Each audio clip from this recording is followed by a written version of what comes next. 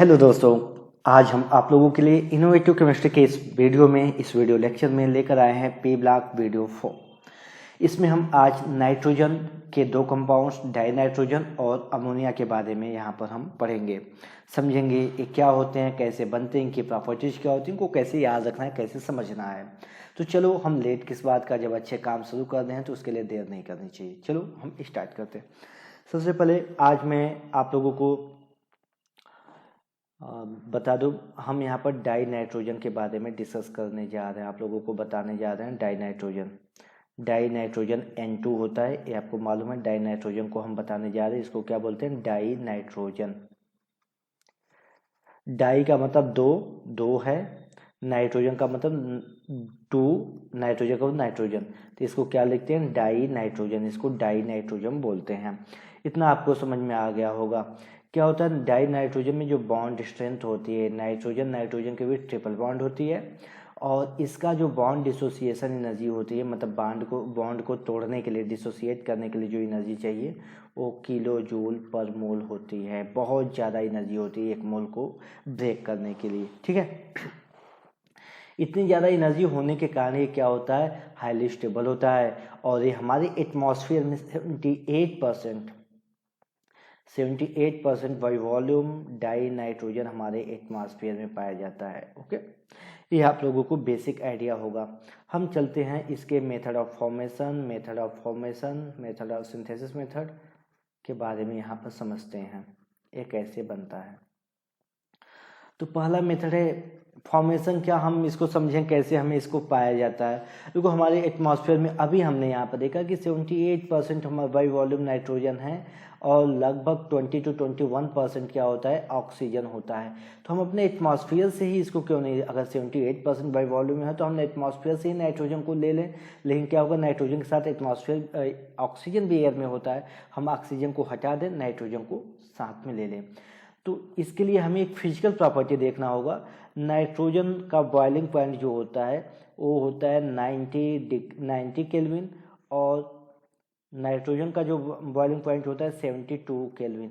Wow, ये तो यहाँ से एक आइडिया लग गया। क्या आपको आइडिया लगा, यहाँ से आपको ये आइडिया लगा, अगर हम 72 केल्विन से ज़्यादा टेम्परेचर रखते हैं और 90 केल्विन से कम टेम्परेचर रखते हैं, तो ये तो गैस के फॉर्म में रहेगा या लिक्विड के फॉर्म में रहेगा, दोनों को आसानी से सेपरेट कर लेंगे।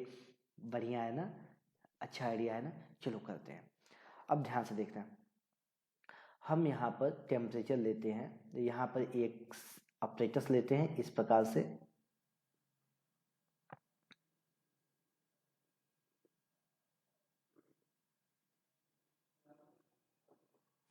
यहाँ से एयर पास कराते हैं, हम कलर चेंज कर देते हैं, आपको अच्छा लगेगा रंग बिरंगा। इसका टेम्परेचर रखते हैं 80 केल्विन टेम्परेचर रखते हैं, और जब इसको पास कराते हैं तो 72, अभी आपने देखा 72 केल्विन क्या होता है, नाइट्रोजन का बॉइलिंग पॉइंट 80 डिग्री पर क्या होता है, एयर के फॉर्म में, वेपर के फॉर्म में कन्वर्ट हो जाएंगे, और यहाँ से हमें नाइट्रोजन मिलेगा। और ऑक्सीजन का क्या होता है, ऑक्सीजन का नाइट्रोजन ऊपर से जाएगा, और ऑक्सीजन का 90 केल्विन होता है। 80 केल्विन पर एक कभी भी बॉइलिंग पॉइंट इसका वेपर के फॉर्म में नहीं होगा, तो उस समय क्या होगा, ये नीचे लिक्विड के रूप में इकट्ठा होगा, जिसको हम अलग से सेपरेट कर लेंगे। आपको दो फायदा हो गया। अगर कोविड का केस आपने फील किया होगा तो आपको दो फायदा होगा। आपको तो नाइट्रोजन तो मिला, आम के आम मिले, गुठलियों के दाम भी हो गए। मीन्स ऑक्सीजन का भी फॉर्मेशन, ऑक्सीजन भी आप मिल गया, इसको आप सिलेंडर में रख लो, सिलेंडर में यहाँ पर रख लो, इसको सिलेंडर में रख लो, और इसको भी हम सिलेंडर के फॉर्म में रखते हैं। तो ध्यान देना, आपने इसमें क्या किया, सबसे पहले दोनों को ले गए, 80 डिग्री पर किया, टेम्परेचर जिसमें बॉइलिंग पॉइंट का डिफरेंस हो उसके बेस पर अगर उनका डिस्टिलेशन करते हो तो इसको कहते हैं फ्रैक्शनल डिस्टिलेशन। क्या कहते हैं, फ्रैक्शनल डिस्टिलेशन। ओके, इसको फ्रैक्शनल डिस्टिलेशन बोलते हैं। और फ्रैक्शनल डिस्टिलेशन के बाद क्या करते हैं, इनको लिक्विफैक्शन करते हो, लिक्विफाई करते हो, ठीक है। तो एक क्या प्रोसेस हो गया, उसको सिलेंडर में भरने के लिए क्या करते हो, लिक्विफैक्शन करते हो, लिक्विफिकेशन इसको करते हो, ठीक है। तो लिक्विफिकेशन और फ्रैक्शनल डिस्टिलेशन मेथड से कॉमर्शियली नाइट्रोजन को बनाया जाता है, नाइट्रोजन को बनाया नहीं जाता, प्राप्त किया जाता, आप ऐसे कर सकते हो, nitrogen gain by yield by this process. और सेकंड होता है कि हम तो भैया कॉमर्शियली तो पा सकते हैं, कॉमर्शियली इतने बड़े ऑपरेटर्स होते हैं, इतना ज़्यादा इस सिस्टम के लिए आपको पैसे तो बहुत ज़्यादा लगेंगे। हम लैब में कैसे सस्ते में बनाएं, तो लेबोरेटरी मेथड हम देखते हैं। लेबोरेटरी मेथड में क्या होता है, इसमें हम अगर देखें तो इसमें क्या होता है, बहुत ही बढ़िया, जिसको आप जानते हो, अगर आपको पेट की प्रॉब्लम, कभी गैस की प्रॉब्लम, डाइजेशन की प्रॉब्लम, तो अमोनियम क्लोराइड का यूज करो, जिसको नौसारस भी बोलते हैं हिंदी में। इसको पानी में डिजॉल्व कर लो और NaNO2 को भी पानी में डिजॉल्व कर लो। फिर क्या होगा, देखो अब ध्यान देना, Cl है, Na है, भाई साहब NaCl के रूप में बनाएंगे और घूमने चले जाएंगे मनाली। ऑक्सीजन 2O2 है, 4H2O है, तो हाइड्रोजन कितने 2H2 हैं और ऑक्सीजन कितने 2O हैं, ये मिलकर क्या बना लेंगे 2H2O, और एक N दूसरा N मिलकर N2 बना लेंगे, तो N2 NaCl और 2H2O। H2O लिक्विड में होगा, NaCl क्या होगा एक्वस में होगा, पानी में डिजॉल्व होगा, और ये क्या होगा गैस के फॉर्म में होंगे, एटमॉस्फेयर में चले जाएंगे। ठीक है, ये आपको समझ में आ रहा होगा बिल्कुल। ये हो गया हमारा लेबोरेटरी मेथड हो गया। हम इसके बाद का भी मेथड यहाँ पर देखेंगे कि इस और भी दूसरे कोई मेथड होते हैं जिनसे हम इसको आसानी से बना सकते हैं, तो उस मेथड को हम यहाँ आपको बताने जा रहे हैं। एक थर्ड मेथड होता है, बहुत ज़्यादा एग्जाम में आपसे पूछा जाता है, उस मेथड को क्या होता है, thermal decomposition of metal azide.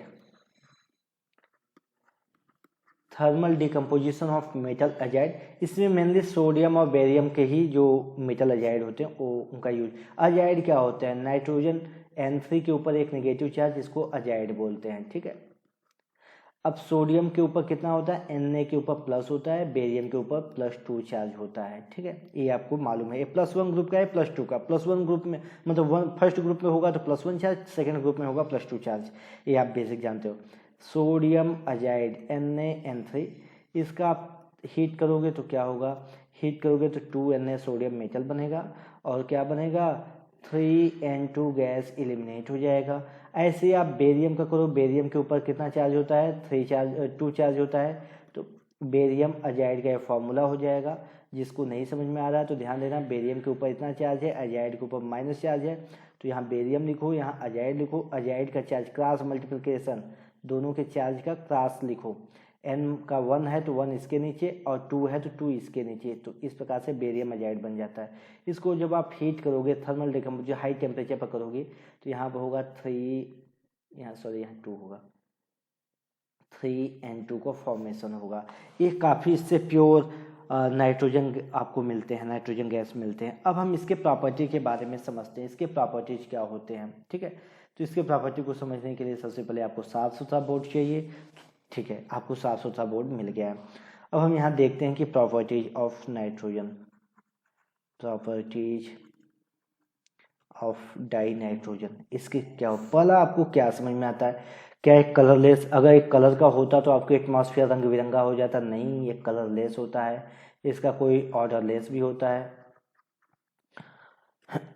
इसका कोई टेस्ट भी नहीं होता। ये सब सारी चीज़ें अगर ऐसा टेस्ट होता, ऑर्डर होता और कलर होता तो आपको सीधा एटमॉस्फेयर में ही देखता। ठीक है, और एक और बहुत अच्छी बात होती है, ये नॉन टॉक्सिक होता है। क्या होता है, नॉन टॉक्सिक होता है। और ये तो आग, बाकी लोग तो आप सबके घर में आग लगाते हैं तो आग बुझाने की भी काम आता है नाइट्रोजन। अगर नाइट्रोजन हमारे एटमॉस्फेयर में नहीं होता तो, और ऑक्सीजन और ज़्यादा होता तो बहुत तेज़ी से आग लगने की घटनाएं होती। ठीक है, लेकिन नाइट्रोजन के प्रेजेंस के कारण धरती पर ऑक्सीजन होते हुए भी आग लगने की घटनाएं कंट्रोल्ड हैं, जब तक कोई आग ना लगाए। जैसे आप लोग किसी के घर में अगर आग लगा रहे होगे तो वो बात अलग है, वैसे किसी घर में थोड़ी लगेगा। इतना आपको समझ में आ गया। नाइट्रोजन गैस का एक और प्रॉपर्टी, नाइट्रोजन गैस के, नाइट्रोजन के 2 आइसोटोप होते हैं, एक नाइट्रोजन 14, एक नाइट्रोजन 15, 2 आइसोटोप होते हैं। ठीक है, 2 स्टेबल आइसोटोप होते हैं, नाइट्रोजन के आइसोटोप होते हैं, ये आपको समझ में आ रहे हैं। और फिर एक चीज़ और, इसकी स्टेबिलिटी, ये क्या होता है, वाटर में बहुत लेस सॉल्युबल होता है, less soluble in water, water में इसकी सॉल्युबिलिटी बहुत कम होती है, ठीक है। और इसके बाद हाँ, इतना तो आप लोगों को, ये सारी चीज़ें तो आपको समझ में आ रही होंगी। अब हम यहाँ आपको बता रहे हैं इसके बारे में। आपको जैसा मैंने बताया कि N2 नाइट्रोजन का जो बॉन्ड स्ट्रेंथ होता है, ट्रिपल बॉन्ड होता है, इसकी स्टेबिलिटी मैंने बताया 914 किलो जूल पर मोल के आसपास होती है, इतना होता है। इसके कारण क्या होता है, रूम टेम्परेचर पे साधु बाबा बने होते हैं, means no reaction, behaves as a inert behave करते हैं एज रूम टेम्परेचर। लेकिन जैसे जैसे टेम्परेचर बढ़ाते हो, ये जो है ना बाबा जी, ये जो है सीधे साधे, ये क्या करते हैं, रिएक्शन शो करते हैं। तो at very high temperature they show reactivities, ठीक है। A behaves like a reactive species होते हैं। अब देखते हैं कैसे। अब जैसे मेटल के साथ अगर आप ले लो, ठीक है, आप इनको मेटल के साथ, लिथियम मेटल आप ले लो, लिथियम के साथ इनको अगर आप इनको लोगे, तो आपको बताया नाइट्रोजन मेटल के साथ कैसी वैलेंसी शो करते हैं। आपको एन ग्रुप नाइट्रोजन फैमिली की जो वीडियो सेकंड में आप देखना, ये वैलेंसी कितने शो करते हैं। जितने भी नाइट्रोजन फैमिली के एलिमेंट्स होते हैं मेटल के साथ मेटल के साथ जितने एलिमेंट्स होते हैं -3 शो करते हैं। तो लिथियम के ऊपर +1 और नाइट्रोजन क्या करेगा, -3 शो करेगा, तो क्या बनेगा, Li3n बनेगा। वैसे यहाँ क्या बनेगा, Li3n। आप इसको आप बैलेंस कर दोगे, बैलेंस कर 6, यहाँ पर 2 और यहाँ पर क्या हो जाएगा 2 कर दोगे, ये बैलेंस हो गया, ठीक है। हाँ, ये बैलेंस हो गया। ये इसका इक्वेशन हो गया। आपको समझ में आया कैसे हुआ। अब इसी प्रकार से हम मैग्नीशियम से इनका रिएक्शन कराते हैं। तो मैग्नीशियम के ऊपर आप जानते हो, मैग्नीशियम के ऊपर कितना +2 चार्ज, N के ऊपर -3, तो ये क्या बनाएगा, Mgn आप लिखोगे। N का चार्ज मैग्नीशियम के नीचे, मैग्नीशियम का चार्ज इनके ऊपर, और आपका इस प्रकार से फॉर्मेशन होगा। तो मैग्नीशियम के साथ इनका रिएक्शन कराते हैं, N2, ये बनाएंगे Mg3N2 बनाएंगे। ये आपको समझ में आ गया होगा। और तो और एक बहुत इंपॉर्टेंट, ये तो मैंने मेटल के साथ आपको बताया, नॉन मेटल के साथ भी ये रिएक्शन शो करते हैं। नॉन मेटल के साथ क्या रिएक्शन शो करते हैं, बहुत ही फेमस प्रॉपर्टी, बहुत ही फेमस रिएक्शन है, वो आप लोगों को याद है। अगर आप लोगों को याद होगा तो बता सकते हो। क्या होता है, हैबर प्रोसेस। क्या होता है हैबर प्रोसेस, कई बार एग्जाम पूछा जाता है, हैबर प्रोसेस क्या होता है। आपको क्लास 11th में आपने इक्लुरिया चैप्टर पढ़ा होगा, तो वहाँ आपको ली चैटवियर्स प्रिंसिपल बताया होगा, ली चैटवियर प्रिंसिपल आपको बताया गया होगा। याद होगा तो याद होगा, कोई बात नहीं, नहीं याद है तो कोई बात नहीं। क्या होता है, नाइट्रोजन हाइड्रोजन से जुड़ के टेम्परेचर लगभग 400 डिग्री होता है। और प्रेशर कितना होता है, प्रेशर भी बहुत ज़्यादा होता है। हाई टेम्परेचर हाई प्रेशर पर एक क्या करता है, 10.5 के आसपास इसका प्रेशर होता है, A2NH3 का फॉर्मेशन करता है, अमोनिया गैस बनता है। इसके बारे में भी अभी हम आपको बताएंगे, ठीक है। और जो नाइट्रोजन गैस होता है, ये ऑक्सीजन के साथ, पहला नॉन मेटल में किसके साथ रिएक्शन किया, हाइड्रोजन, दूसरा किसके साथ, ऑक्सीजन के साथ, एट वेरी हाई टेम्परेचर। क्यों बहुत ज़्यादा टेम्परेचर की ज़रूरत होती है, अब इसका रीजन, क्योंकि नाइट्रोजन के बीच ट्रिपल बॉन्ड होती है। ट्रिपल बॉन्ड को तोड़ने के लिए आपको 914.5 किलो जूल आपको एनर्जी देनी पड़ेगी, इसलिए बहुत ज़्यादा एनर्जी देनी पड़ेगी, इसलिए बहुत ज़्यादा टेम्परेचर होता है। नाइट्रोजन रिएक्ट करता है ऑक्सीजन से, ये रिएक्शन क्या होता है, इक्विलिब्रियम रिवर्सिबल होता है, और ये 2NO का फॉर्मेशन करता है। ये क्या बनाता है, A2 नाइट्रिक ऑक्साइड बनाता है। अब ये आपको ये हो गया नाइट्रोजन के बारे में कंप्लीट केमिस्ट्री, ठीक है। अब हम देखते हैं इसका यूज क्या होता है। इसका यूज होता है, पहला तो आपने क्या देखा, NH3 के फॉर्मेशन में, तो आप लिखोगे फर्स्ट यूज क्या होता है,